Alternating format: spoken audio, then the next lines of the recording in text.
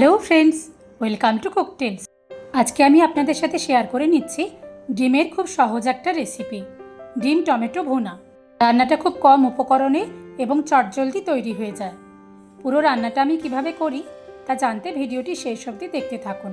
রান্নাটা শুরু করার আগে আমি একটা মশলা তৈরি করে নিচ্ছি। এর জন্য একটা বাটিতে টমেটো বাটার মধ্যে নিয়ে নিয়েছি স্বাদ মতো নুন, পরিমাণ মতো হলুদ গুঁড়ো, লঙ্কা গুঁড়ো আর স্বাদ মতো চিনি।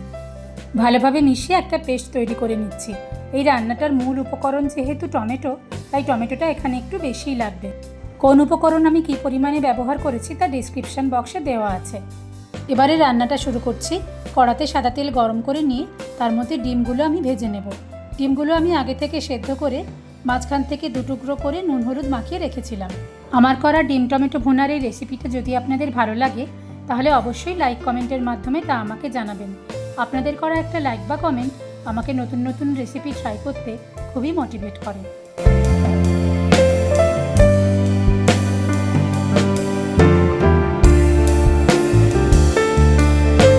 ডিমগুলো উল্টে পাল্টে ভালোভাবে ভাজা হয়ে গেলে ভাজা ডিমগুলো তুলে রেখে ওই ডিম ভাজার তেলের মধ্যেই আমি ফোড়ন দিয়ে দেবো তেজপাতা আর গোটা গরম মশলা।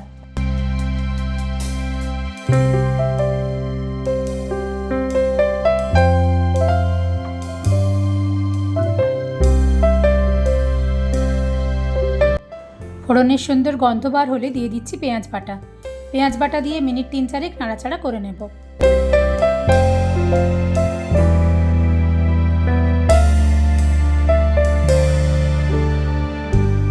এরপরে আদা বাটা দিয়ে মিনিট 2 আবারও নাড়াচাড়া করে নিচ্ছি।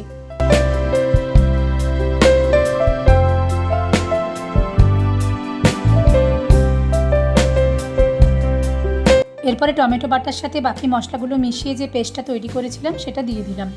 খুব ভালোভাবে কষিয়ে নেব যতক্ষণ পর্যন্ত না টমেটোর কাঁচা গন্ধটা চলে যায়। মশলাটা যাতে কড়ার গায়ে লেগে না যায় তার জন্য মাঝে মধ্যে সামান্য জল দিতে হবে। মশলাটা খুব ভালোভাবে কষানো হয়ে গেলে যখন মশলার গা থেকে তেলটা আলাদা হয়ে আসবে তখন এর মধ্যে দিয়ে দিতে হবে পরিমাণ মতো জল। এই রান্নার গ্রেভিটা মাখা মাখা হবে, সেই অনুযায়ী জলটা দিতে হবে।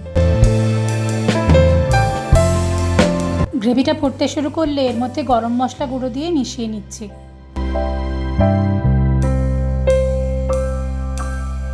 সবশেষে ভেজে রাখা ডিমগুলো দিয়ে গ্রেভির মধ্যে ডিমগুলো মিনিট 2 রান্না হতে দিলাম।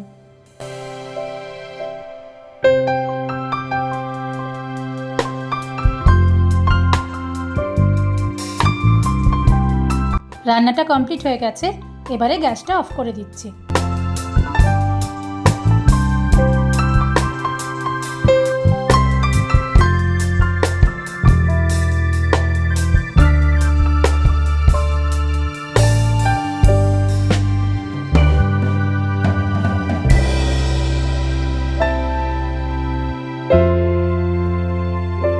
তৈরি হয়ে গেছে আমাদের আজকের রেসিপি ডিম টমেটো ভুনা।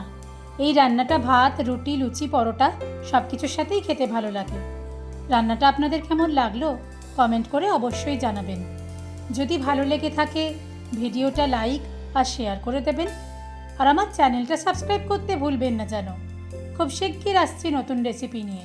টাটা।